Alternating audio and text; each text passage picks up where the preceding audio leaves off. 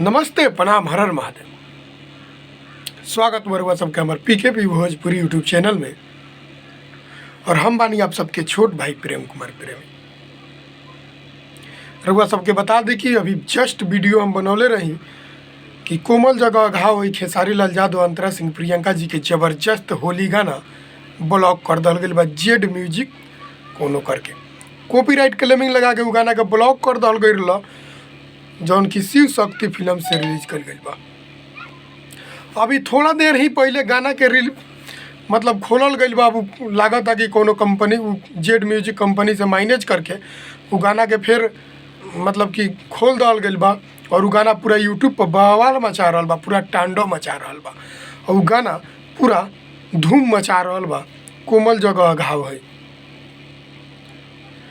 बहुत ही ज़बरदस्त गाना बा। कोमल जगह घाव है खेसारी लाल यादव और अंतरा सिंह प्रियंका जी के गावल गाना भोजपुरी इंडस्ट्रीज में पूरा बवाल गाना बा।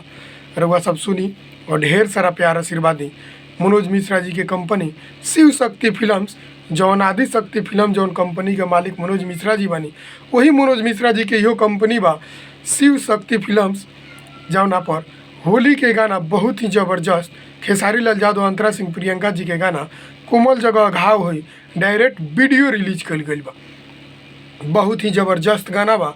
रउआ सब सुनी और ढेर सारा प्यार आशीर्वाद दी और ढेर सारा शेयर करिए। और पीकेपी भोजपुरी यूट्यूब चैनल के सब्सक्राइब जरूर करब और बेल आइकन जरूर दबाई और ये वीडियो के शेयर जरूर करब, काहे कि कोनो भी अपडेट जैसे आई हम रउआ सबके बीच में रखब वैसे ही रउआ पास पहुँची। प्रणाम।